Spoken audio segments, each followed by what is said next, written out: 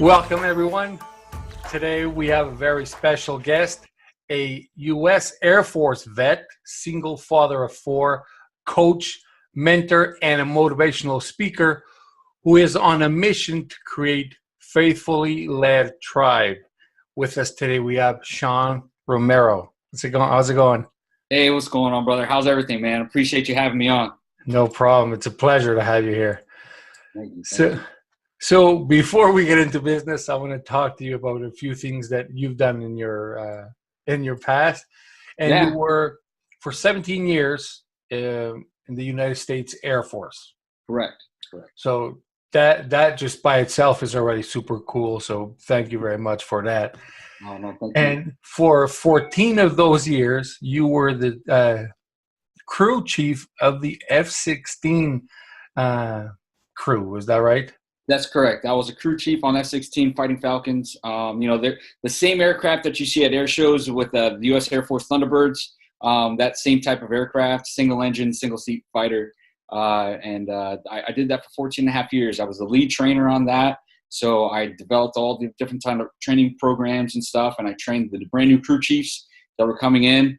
And our responsibility as a crew chief is literally to do everything on the airplane, to maintain the airplane from nose to tail, from putting air in the tires to literally removing wings, landing gear, engines, and then put it all back together, make sure there's no pieces missing. Yeah. And then I was that guy I was one of the senior guys that were qualified to get in the jet.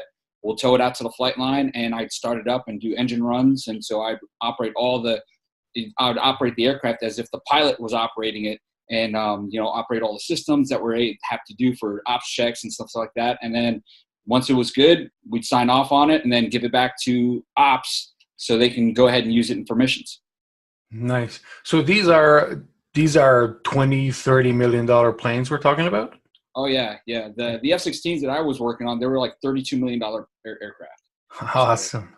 So, Yeah. So I guess it was pretty big responsibility, right? It's not a normal everyday. Oh yeah, absolutely. I mean, when you're doing something like that, I mean, you have thousands of moving parts, and as a crew chief, you actually have to notice every single little thing that's going on. I mean, everything from like the smallest screw that might be out of place or might be backing off, that you have to make sure that is fitting properly with the proper assembly and things like that. So, even when you're checking stuff when the engine's running, there's panels that you have to look inside the engine bay while the engine's running. And you have to make sure that you don't have any loose clothing or anything like that to get sucked in there. And then, all that's different things. And also the flight controls are moving around. And the F-16 is a small aircraft. Yeah. So you have to watch yourself, with the air flight controls moving around. And as you get hit, man, it'll knock you out. It'll leave a scar. So did you fly them as well? I actually was one of the few that actually was awarded an incentive ride. So I do have flight time in the actual F-16. So I've got a backseat ride and the aircraft that I actually had my name on, that was my personal aircraft that I crewed. I got to fly the F-16, pulled 9 Gs, the whole kit and caboodle, rolling and banking and all that other stuff. So, and as a pilot, it's a dream for me. And it was the greatest roller coaster ride you could ever imagine. That's the only way I could put it. Nice. So you also have 630 flight hours on something a lot bigger than that. Isn't that right? Yes, that's right. I was a flight engineer on the KC-10A extender. It's basically the militarized version of the DC-10 civilian airliner and cargo, and it's the air refueling tanker. So, when we are traveling overseas, it can do dual duty. It can, act as a cargo aircraft, but it also can act as a cargo and refueler. So there's plenty of times where we had cargo in the back, and then we're actually offloading fuel to receivers. Wow. So we had aircraft coming up and, hooking up, and, and there's things that we did also early in my career. I'm like so proud of this. I actually got my very first actual mission in the KC-10 real world mission was a USO tour mission with Kid Rock. So I got to take Kid Rock on tour, him and Carlos Mencia. And we took him around the Middle East and Europe and things like that. So, which is pretty cool. And we got to show him what we did. We had a couple F-15s come up, take some gas off the boom. And I was just very blessed to go around the world and see it the way of the world from that perspective. Oh man, that's exciting. So that the KC-10A, that the big plane we see like refueling the Air Force One on? Yeah. Like if as a matter of fact, if you ever watched the movie Air Force One with Harrison Ford, the actual air refueler that the airplane's pulling up to, that's actually a KC-10. Yeah. So it's got 3 big engines. It holds a ton of gas. It can go super far. It's got a long leg. So it can actually take on gas also. It can actually refuel also. So it's pretty cool. So it can take on gas. It'll give gas, and it does a lot of things. It was a lot of fun. It was a lot of fun. So, oh man. So listen, just talking to you about this, I'm all excited. But I just thought of something that if that was your life, that was your career for 17 years. Correct. When you leave something like that, how can you maintain that level of adrenaline? That's a great question. So when I left the Air Force, and it wasn't on, it wasn't by choice. There was a lot of politics that got involved. And, basically my commander and I just didn't see eye to eye. There was a big changing of the guard in my unit. And, and there's a lot of great people that are still there. So, which is awesome. But literally right after that, I signed my divorce papers. So I literally had to transform my entire world from going from, this crew chief on F-16s and being a married dad of 4 to being a divorced single dad of 4, having to redefine what I did and who I was. And so it really hit home. It really hit really hard because I suffered through a lot of depression, a lot of anxiety, just trying to keep everything going and to stay at that level of performance. Because, when you go to work, just like anything else, for me, it was a 9 to 5, but it was a different 9 to 5 for me. I was working on $30 million airplanes, where it was like, hey, this is legit, people's lives are at risk. And, every time this jet goes up. But, when that's taken away from you, you have to redefine yourself in that aspect, to where you have to find a way to, because we don't join the military to, be heroes. We don't join it to have the, that sensation of having to, that rush, or when it's not anything like that. It's because we want to serve a higher purpose, a purpose that's greater than ourselves. We want to do something that's greater than ourselves because this is what we're being called to do. And when that's no longer there, you have to find that. And what I did was I divulged myself into my faith. And after using my faith as that foundation, what I did was, my higher purpose was, well, I've got all these qualifications. I'm a John Maxwell certified trainer. I have my life insurance license here in the state of New Jersey. So why not use what I'm doing and what I'm going through to try to start transforming other people's lives that are like myself, other veterans, other men who are going through this type of stuff. And, that's how I was able to maintain that and to kind of continue to go through that. Amazing. So you said you are certified John C. Maxwell coach, speaker, and mentor, right? How does that happen? Because I know John C. Maxwell, he's like the biggest leadership author in the world, if I'm not mistaken. He is. He's like the biggest leadership guru. I mean, everybody goes to him. I mean, you got leadership gurus like, Les Brown and Tony Robbins and Zig Ziglar and John Maxwell. John Maxwell's up there in the pinnacle. It was funny how I didn't even know how, in the beginning, didn't even know how I could do it. But I was actually at a training seminar for promotion, rather, down in Tennessee. And we had a guest speaker, and she was a retired Chief Master Sergeant. And afterwards I spoke to her because I've always had this drive to be able to teach and be able to be on stage and to be able to speak, but to inspire people. I want to inspire people. I think that's my God-given gift, to inspire people, to go out there and show them. I would bring tours on the base, and they would call me like, hey, Sean, go out. There's a tour out there. Go out and talk about the F-16. I'm like, yes, all right, we got to go, and have these kids, and just to see their eyes light up, and just the people just light up, and to understand that, like, this is something, so I've always had it in me. And so I spoke to her about it, and she said, yeah, there's an actual program that he has.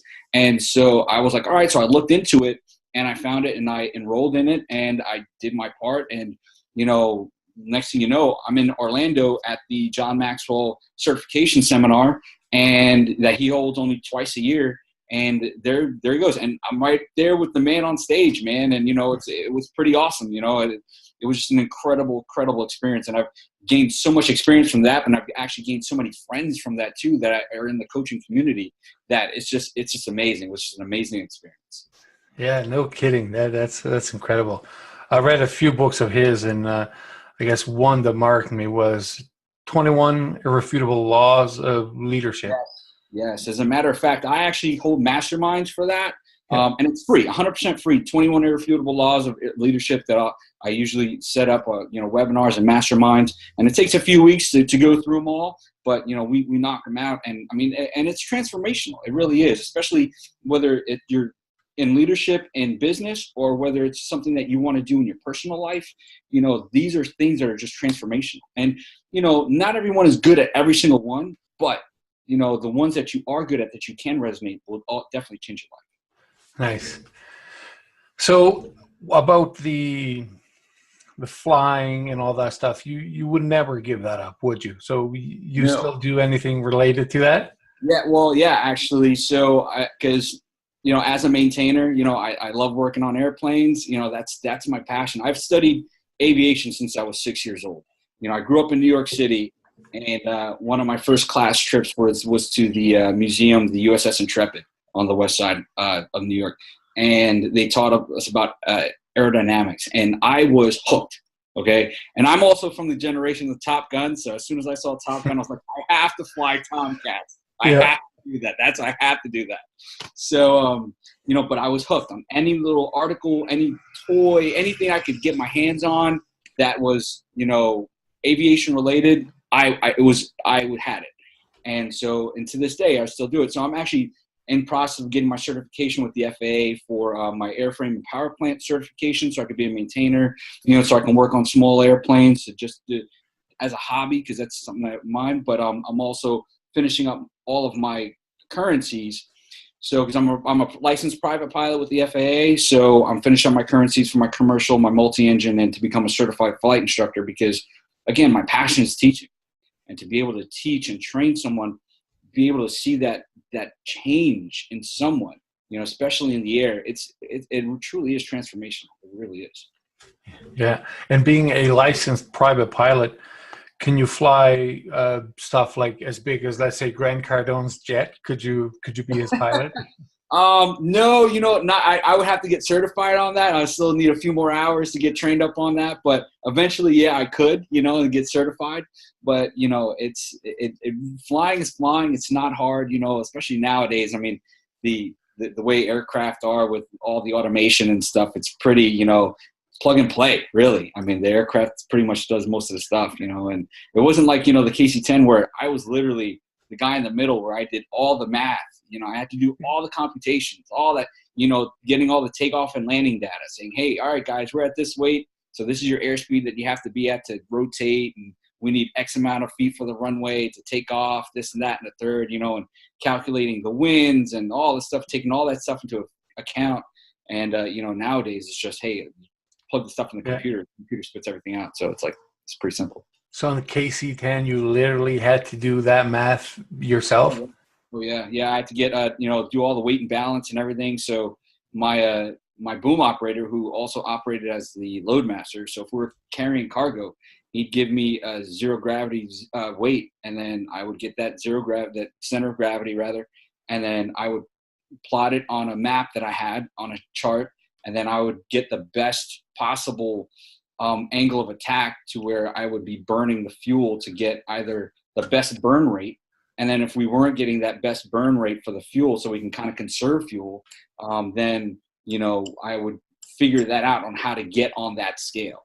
And so that way, the airplane is always in perfect balance, and especially like when we're moving fuel around, and because you have to move fuel around every now and again, you have to, as it's burning through the tanks, you're like, you have a plan. You're like, all right, I'm going to burn it out of this tank, then I'm going to burn it out of this tank, and then I'll burn it out of this tank, and, always keep it balanced. And you always have emergency procedures. So like, hey, we're going to dump it out of here. We're going to dump it, or we're going to just do massive dump out of everything, so, to get it down to a certain amount. And, it took a lot of math, a lot of, studying and stuff, but it was an incredible experience. Wow. So Sean, after you mentioned that you got divorced. This was after you left that life, or you were still there? Yeah, no, it was literally a week after I had to resign out of the Air Force. It was 5 days after February 8th, I resigned out of the Air Force. And then February 13th, I was signing my divorce papers. So it was like a big 1-2 punch, man. It was like, Yeah. that punch in the face and punch in the gut. It was just, it was very, very traumatic. I'd never experienced something like that, and I've experienced a lot of things, that were traumatic and life changing. But that on a scale like that was just, it was unprecedented. So what did that do to you psychologically?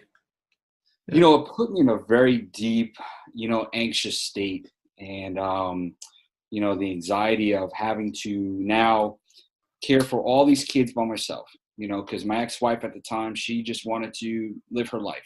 Now the relationship between her and I is a lot better. We can pretty much almost say that we're friends now. But for that beginning part, it wasn't, so, Mhm. she was living her life. She wanted to live her life. And so I was there with the kids, somebody had to be there for the kids. So that was me. And so to have all that, and I have kids ranging from 13 to 3, so there's a huge range right there. And it just took its toll. It took its toll a lot. So I was, I dealt with deep anxiety, deep depression, so that's why I really divulged myself into my faith. And that really set the foundation for me to be able to pick myself back up, redefine myself, and move forward. Awesome. So moving forward, who are you today, and kind of how does this normally, like Tony Robbins always says that the worst thing that happened to you most of the times is the best thing that ever happened to you. Yes, absolutely. So did this influence you kind of on what you're doing today and all that? Oh, without a doubt. I mean, without a doubt. Before it was, hey, it was kind of like I dabble here and there and tell people what I did. And it was something that I wanted to do because I enjoyed it. But it was also something in the back of my mind saying, one day this is what I want to do. When I'm retired from the Air Force, and when and I plan to retire on my terms, not their terms. And this was definitely a life-defining moment. So it definitely made me into the man that I am today, to be more inspirational, because I was that guy. I was on the floor. I was on my back. Like Les Brown says, if you fall down, make sure you fall on your back, because if you're looking up, you can get You up. get up. Oh yeah. So, exactly. So, and it just inspired me to really do that. When I looked at my kids, I said, hey, I got to do something more for them. I have to, I owe it to them. But not only that, what I also learned in the military is, like, if I'm not taking care of myself, how can I lead my men? If I'm not setting that example, how can I lead my airmen into battle and expect them to do the right thing also? So, that's why I got up and I said, okay, you know what? I'm going to do this, and I was there. I literally was, hours from being evicted from my apartment because of, the cash flow, the stress from the divorce and all this other stuff. And then the lack of the financial difficulties and things like that. So to be able to go from that to where I am now, to be able to be on a podcast like this and be able to go out there and change lives on a level that was pretty much you would only find in a corporate America, higher corporate America, or if you were in the military and learning about that, that's what I'm bringing to the table now, to be able to change lives on that level. And, we see every day, the constant negativity that's out there, the constant barrage, especially on men, and calling masculinity toxic and things like that. And, it's a lot of times it's just hyperbole, or just, going over the top when it really isn't, and unnecessary. But what it does, it takes a huge effect on the psyche, and to be able to bring yourself back up and to get out of that, that takes a lot of resiliency. It takes a lot of, courage. And I want to inspire other people to be able to do that, because if I can do it, they can do it. There's no doubt that they can go out there and knock it out. Absolutely. So Sean, is there any or what are the best tools that we could use to overcome doubt and depression? Well, what I like to teach, and this is something I learned in the Air Force, and this is a theory that has been taught for a long time, is how we teach our fighter pilots to think. It's called the OODA loop. And it stands for Observe, Orient, Decide, and Act. And it was created by Colonel John Boyd back in the 50s. And Colonel John Boyd, he was a fighter pilot. He was a fighter pilot instructor. And what he did was he trained the pilots to think outside the box. Because at the time, after World War II, we're starting moving into a fast-moving aircraft, to jets, where, the pace was actually becoming a lot quicker. And the advent of, being able to go closer supersonic and then supersonic and missiles and things like that. So you had to change the tactics, and he came up with this theory.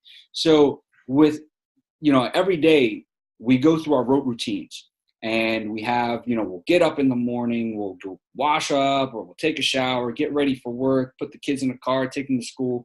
We have that routine.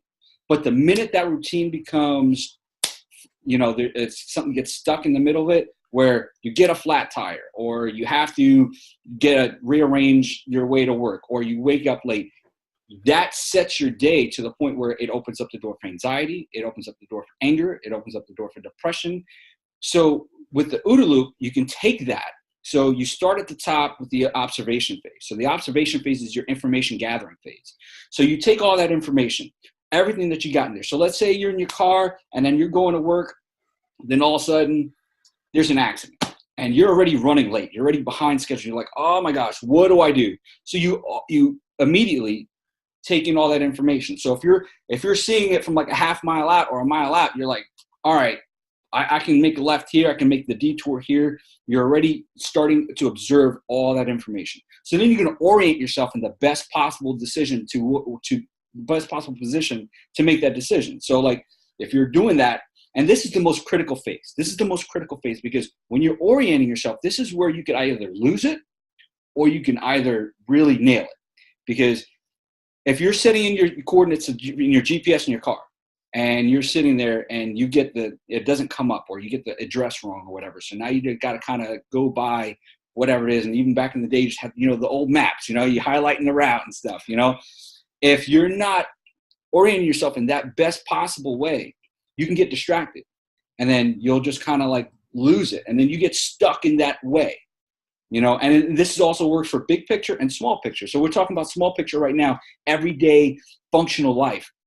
So you set your way, you see, all right, there's an accident, you go to left, and you go left, and then what happened? Everybody else is going left, so it's still slowing you down, and then you're trying to say, all right, you're in your neighborhood, and you're like, okay, you know what, I know I can go through here, make a right here, and I can still shave a few minutes. So now you've gone from that orientation phase, so you've selected that path, and you said, okay, now I'm going to decide on this path. So you've taken, in the orientation phase, you've taken all that information, you've gone through it, you sifted through it, you've gotten down to the nitty gritty, what you wanted, and then you're going to decide on that action, and then you act on it. So once you've made that decision, you're basically testing your hypothesis. So you're thinking like, okay, if I go this way, I know that I go down a few blocks, make a left, go around here, and make a right at the Dairy Queen, possibly still get some coffee or whatever, Dunkin' Donuts, and then I'm good to go. And then you're going to act on it. And then when you act on that, then all the actions just flow through. And then you re-enter the loop again, because once you decide on that action, you may have found a different route, but also you may have, put yourself even further behind. Mm-hmm. So now you have to re-observe everything. You have to re-observe what's going on. You may say, hey, I don't have that extra time for coffee now. I don't have that. You have to re-observe everything, and that's how that loop works. And you're constantly doing that. I mean, we do that every single day subconsciously. We don't even think about it. But when we break it down in this way and we understand the loop and how to break it down, it relieves a lot of anxiety. It relieves a lot of, frustration, because now you're becoming more cerebral. You're becoming more focused. The difference between a tactician and a strategist is a strategist thinks big picture. Okay, so we're all strategists in the morning. So we're strategizing our day. We're laying it out. But as we're going through that day, now a tactician acts on every single moment. Okay, so you're sitting there and you're going through those moments. You're going through your phases of your day. You're becoming that tactician throughout your day. And so if you're understanding how that loop works and you can break it down, it's going to relieve that anxiety because you're embracing that uncertainty. You're expecting that uncertainty. Because the minute you don't expect that uncertainty, that's when you break your foot. That's when everything else worse. And then you feel like the world is coming down. And then you're just living for Friday. Yeah. But if you break down that loop, you're not having to live for Friday. You're having to understand that uncertainty, it's going to happen. That uncertainty is going to happen. And the sooner you can embrace it, the sooner you can break it down into pieces, so that way you can manage it better. And that's what I did. That's really got me out of it. And that's what I teach at my core teaching. Absolutely. So we should embrace uncertainty. Absolutely. Absolutely. Because if we don't, we're always fighting against it. And if you think about it in life, we don't know what's going to happen 5 minutes from now. And our uncertainty could be somebody else's disaster.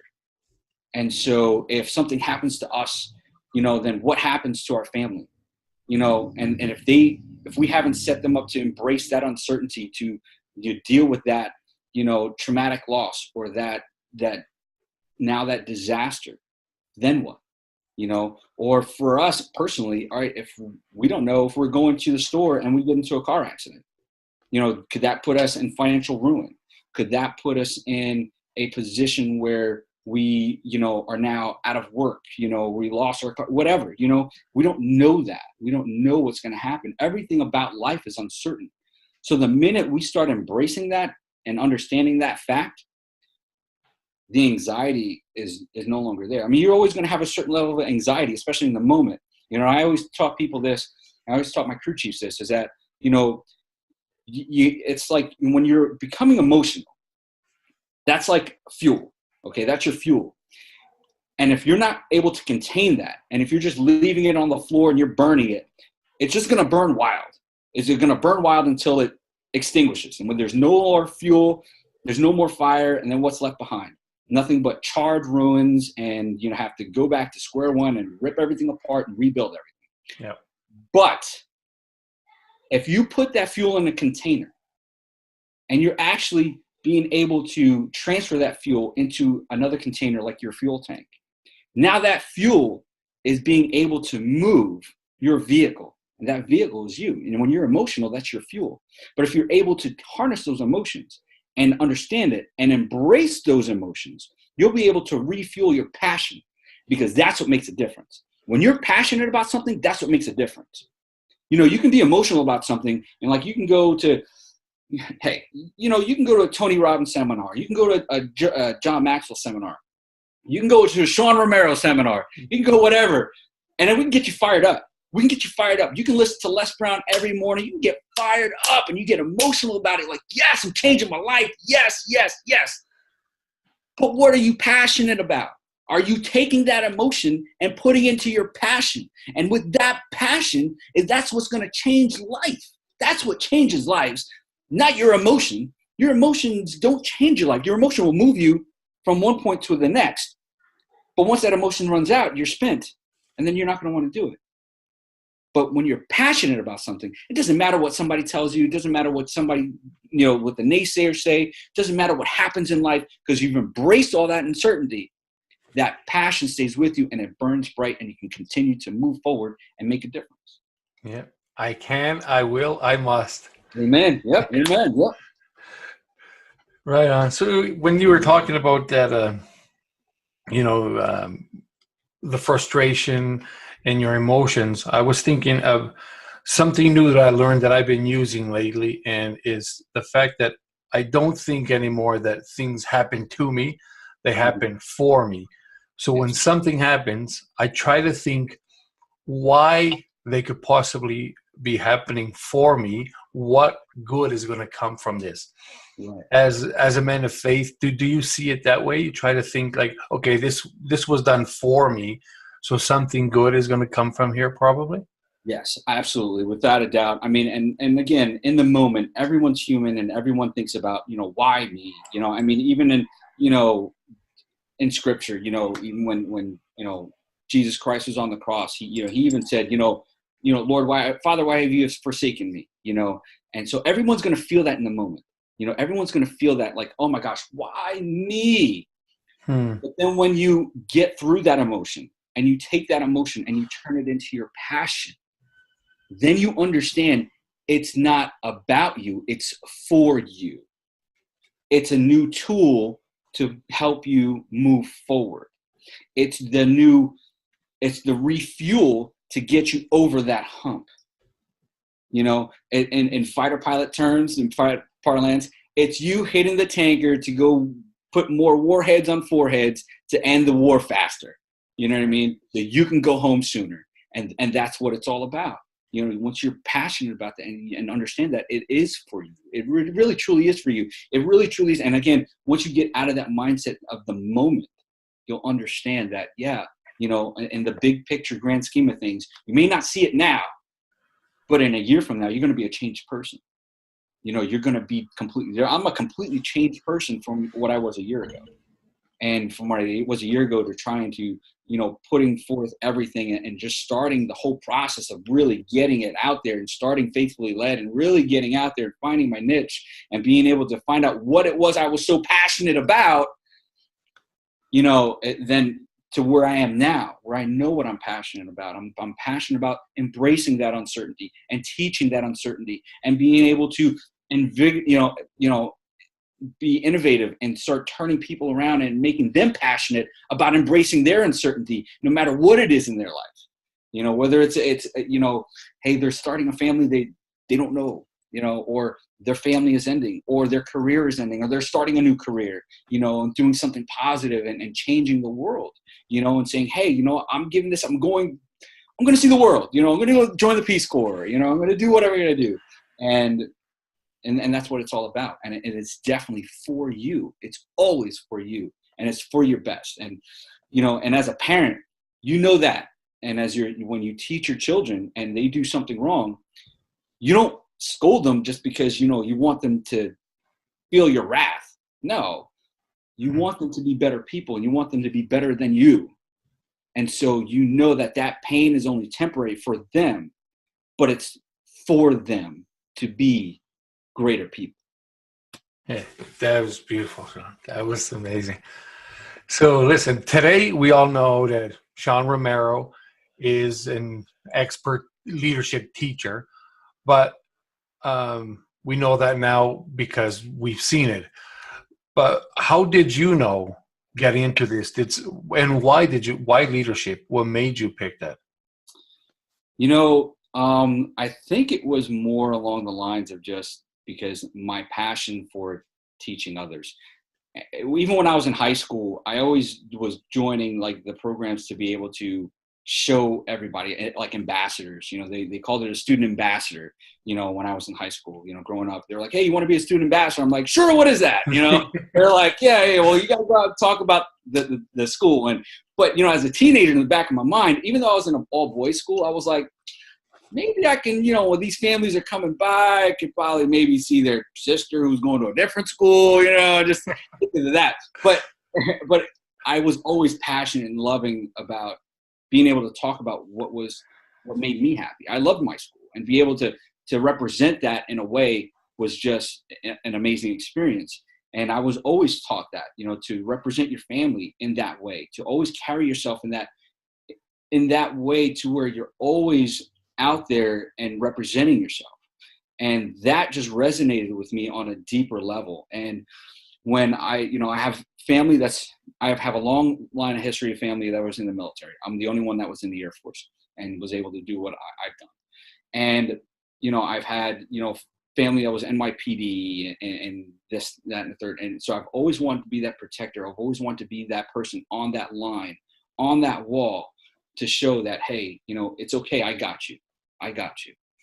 And as I progressed in my military career, the first thing I saw was like, okay, how it's going to be awesome when I'm able to, you know, share my experience with other people, and I'm able to get my own trainees. And once I did that, it was like an amazing transformational experience. So I think it was always in me. It was always something that was in me, always being able to share and to lead and to do that. That was something that was always inside me. And I just didn't know how to really translate it. And, you know, as I did that and I learned more and I really studied more and really got into the craft, where I would listen to something that was motivational every day. You know, I would listen to something that was motivational every day. When I was something that was, I would even practice speeches in the shower, you know, you know, pretending that I was talking on this large stage and going out there and telling people, you know, speaking about what I did. And I hadn't even done anything yet. You know, it was like, you know, I was out there, you know, giving out experiences, and just, that was something that just kept driving me. And it was like, you know, I have to do this. And then when I was ambassador, you know, in my unit, when I would work my recruiters, we'd go out talking to schools, like talk about what it was like to be in the Air Force, what it was like to be a crew chief, what it was like to be able to serve, you know, our nation. Especially, I was one of the fortunate ones that I served right before 9/11.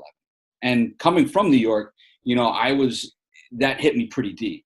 And I was able to see the devastation 3 days afterwards, because I was living in Vegas at the time when 9/11 occurred. And then so we got all recalled, and I came back to base. But before I, you know, went to base, I went to Lower Manhattan. You know, I was down there, and I saw the devastation with my own eyes. I remember smelling everything. I remember seeing the families. I remember seeing the faces. And I was like, I want to dedicate my life to helping people. And, you know, when I saw that, and afterwards, and when I saw all these new airmen coming through, and I had that experience, I wanted to translate that to make sure that they understood what wearing the uniform was, what being a better person in society was about, and to be able to help them become better people. So that way they understood that their legacy is important, because you can be here today and then you'll be gone tomorrow. But what do you want people to remember about? You know, Bruce Lee said it best. He said, the key to immortality is first living a life worth remembering. And if we're not living our life to our full potential, then why are we even living? Les Brown said, you know, people, you know, die at 25 and just wait till they're 65 to be buried. And it's the truth. You know, we wait, and the greatest, you know, the most richest place in the world is a cemetery, you know. And so I didn't want to live my life like that. And that's really what inspired me. And God just put it at me. And then whatever I could do, if it was airplanes, if I had books, it would be an airplane book in one hand and a leadership book in the other. Yeah. You know, that's the way it was. You know, so. All right. You know, you mentioned something there when you were talking about 9/11, and you were there 3 days later.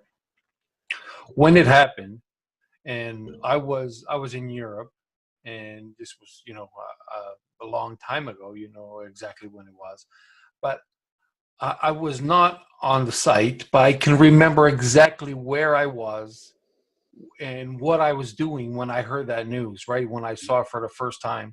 Yep. So if I wasn't even that close, and I remember this, and you mentioned that you can remember the smells, the sounds, that must be such an experience. And I'm talking this because for being far away, I remember it. So somebody that was actually there like 3 days later and in it, because, you know, a lot of friends and were involved in it. It's incredible how that marked us, right? Especially you being there. Oh, absolutely. I mean, that was something like I'd never, and growing up in New York, you know, it was probably the greatest experience of my life. I loved it, you know, and some people are like, oh, you don't have that New York accent, but you know, you get me upset, it'll come out, you know, and my kids every now and again, they were like, oh, where'd that come from? You know, when I was in Texas, you know, we, my buddies and I, my best friends, Nate and Trevor, we'd walk, and we were based in Wichita Falls, Texas, Shepherd Air Force Base.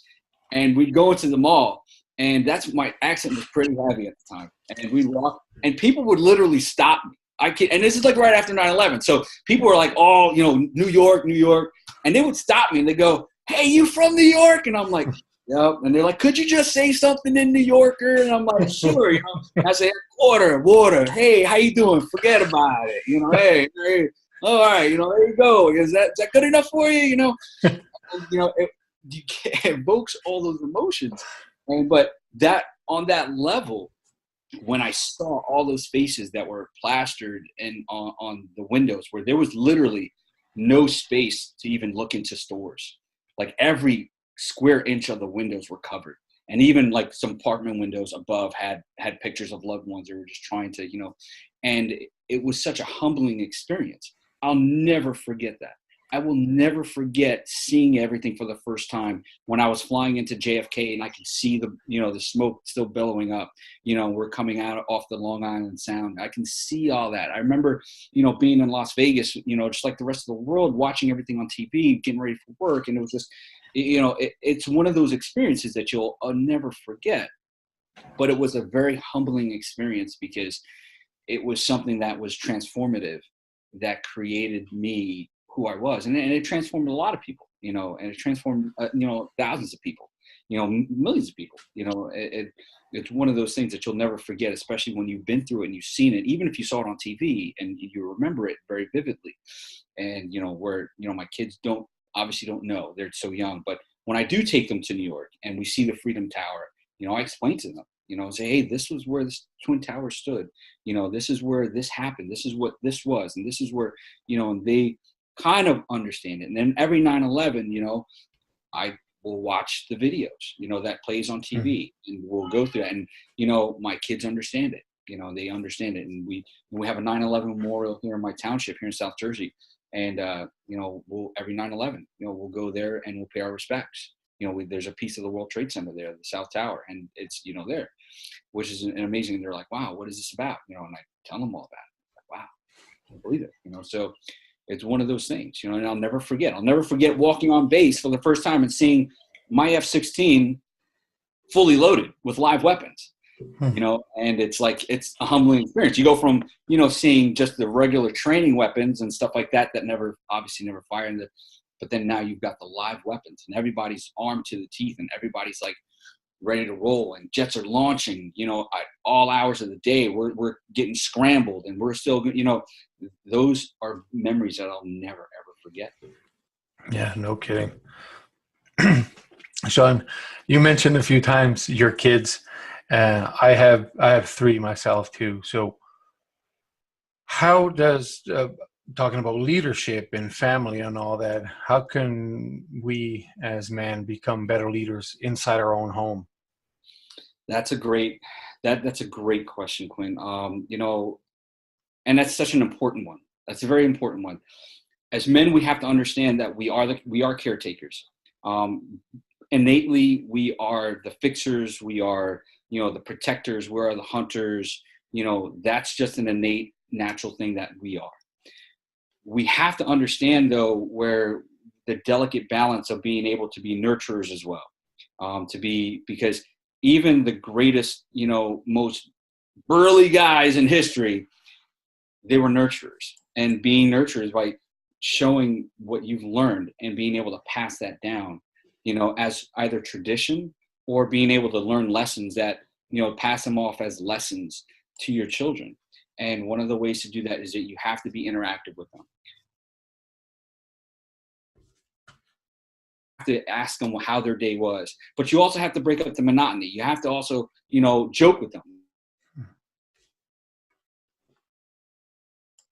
And I will joke with my kids all the time. I say things, connect, joke, just to make it fun. And it's that way they can understand, they can resonate with me. But there's that line. There's a line that you always have to set, because you can't be their best friends, because at the end of the day, whether you're married or not, they're going to leave and they're going to have their own life. Okay. And it's your job to make sure that when that day does come, that they have all the tools that they need in their arsenal to be great people, because they're representing you and your family. And so as they're growing up, you have to show them those little nuances. You have to show them why you do certain things, why certain things are the way they are. And you have to show them and say, this is right and this is wrong, that there's no gray area. Here's right and here's wrong. And there's a reason why for that. Here's the moral aspect of it. And then here's just a logical aspect of it. There are certain breaking points. You have to break those apart. But if you're not able to communicate with them, just like in anything else, then that is always going to be a point of contention. And that's always going to lead to more unfamiliarity later on. And there's certain things like, listen, guys don't really like talking about, the birds and the bees, especially with their daughters, like I tell my daughters, jokingly, I said, oh yeah, well, you're not going to get married till you're 36. So it's not going to worry about it. We're not going to worry about that right You know, it's not going to happen. You know, oh, you know, don't worry, Daddy will jump in his jet, and you know, I can just drop some bombs. You know, it's all good. You know, going to obliterate that stuff. It's all good. Daddy's got friends. But you know, all joking aside, you know that day's going to come, and you know, but you have to talk to them. Say, hey, you know, I'm there for you, but as a mentor. I'm not your best friend. I'm your parent, and that's your mentor. The same way, you know, when you have that faith, when you look at your parents should be looked at as their mentors. They should be your heroes. And you should always want to represent them in a way that is respectful and honorable, and a way that, you know, you're always going to have that feeling of pride, no matter what you do. Because even in, you know, even when I mess up and, you know, I look to my Heavenly Father, I know that He loves me. And I know that no matter what, I repent, and He's going to welcome me with open arms. You know, just like the return of the prodigal son. You know, you're going to always welcome them with open arms, but you want to make sure that there is a level, there's a standard that you have to set. And if you're not setting that standard in your house, you're setting your kids up for failure. You know, the participation trophies and stuff like that. You have to set that level of standard. You have to, because if you're not, you're setting them up for failure. And that's not your job. Your job is to set them up for success. And even if it's, you have to, you know, sacrifice some of your stuff so that way they can succeed, you'll get your stuff back later on double. But you got to make sure that they succeed, because remember, you're going to get to a certain point where you can't go to anymore. But they're going to want to leapfrog over you. And that's the whole purpose about being a parent. You want to see them leapfrog over you. You want to see them continue to succeed, you know? And I mean, like in aviation, you know, you look at Chuck Yeager, that man broke the sound barrier. But how would anyone even believe that we have aircraft that go 3, 4, 5 times the speed of sound? You know, the Wright brothers, when they first, you know, developed their Wright Flyer, and they flew 192 feet. Well, now we have aircraft that can literally fly for 24 hours unmanned, you know? So you always want to go for that leap, and you want to make sure you instill that standard to always be raising that bar. Yeah, 100%. And you mentioned there the participation trophy. So I'm not even going to ask you your opinion about that, because I already can see it from here. Awesome. I agree. I agree with that. Perfect. So I'm guessing you also do not let your kids set your thermostat in the house, eh? No, it's like you deal with it. You know, we got fans. You're good. You know, South Jersey weather is, you know, hey man, you know, if it's a nice day, 6 degrees, open up the windows, we're good to go. You know, we're good. We're good. Awesome. So Sean, tell us about what kind of coaching do you offer people, and do you offer one-on-one training? Is it consulting? Is it through your site? How do they find you, and how does this work? Okay, so I offer one-on-one coaching. I also offer group coaching, and I also offer, you know, webinars. I'm actually setting up some webinars with a few friends of mine on dads and stuff like that. So I'll be able to, you know, send that out. But you can find me. You can email me directly at Sean, SEAN, at faithfullyled.com. And you can find me there, or you can message me through Facebook on Faithfully Led, or Instagram on Faithfully Led. I post daily there. And you can find me on those links there, or you can find me on LinkedIn, and you can contact me directly. And I actually have a Calendly, and I could share with you, so you could share with your listeners. And also for your listeners, I'm actually going to give you guys a free ebook, so that way you guys can understand the OODA loop. And so that way your listeners can download that for free. And, you know, you can understand the concepts of that OODA loop to really, you know, have with your hand. It's going to be a short, quick read. It's not that bad, you know, just a couple of minutes, and, you know, be able to understand that. And if you want to divulge deeper into that, you contact me, and we can do that. But also I teach about deep leadership tactics, where if you're a business owner and you want to be able to build your morale of your team, or if you want to be, you know, build innovators within your team, I teach on that also, on leadership goals, on how to transform your team into a winning team. Also using the tactics that I've learned and I actually taught and trained on in the military, where I literally taken over the training program and turned it on its head with another great friend of mine. And we actually had other units asking questions on how we turned everything around in such a rapid time. So we use that as a basis. And so I teach that. I teach one-on-one group. And, if you follow those links there and you get me, and I'll be posting more stuff as they come up. And, if you want me as a speaker to innovate and invigorate your life, you got no problem doing that also. You find me on there and with the links, and then just book yourself, and we'll have and I also offer free consultations. So, if you don't know if maybe what I teach is for you, every first, session is free, so that way we can get to know each other and understand each other and see if it's a best fit. Because like I said, my style of teaching may not work with you, but we may resonate on another level, and I might be able to impart other wisdom where I can be that just, inspirational coach where, hey, you need that little pick me up, you got it, I'm there for you, and we can work that way. Very good. And if you didn't have time, for you guys listening, if you didn't have time to catch all of that, you can check on the show notes. I'll have the links to all of that there, so you can find Sean easily. And tune into the podcast. So also tune into the podcast. I can't forget. I almost forgot about that. I have my podcast, Faithfully Led. You can find it on Stitcher Radio, Spotify, iTunes, and we're going to be kind of doing a little bit more different. I'm going to change it up a little bit. Actually, have a lot more interviews and a lot more innovative coaches. And I'm also a co-host for High Impact Leadership with my good friend of mine, Patrick Walsh. So, find us on there also. So, all that stuff, you can check us out and, just be inspired. Exactly. So the podcast again is the Faithfully Led podcast, and it will be on the show notes as well for everybody to check. So, Sean, I really appreciate you coming over and talking to all of us. This is very, very exciting. And man, I wish we had more time to dig into. I appreciate you, Quinn. Thank you so much, man. This is an honor. It was a great blessing. It was a pleasure, man. I really do appreciate it. Thank you so much. And I look forward to hearing more from you. I've been listening to your podcast, and it's very, very cultivating. So thank you for that. Oh, no, not a problem. Thank you. I appreciate you. Thank you, man. All right.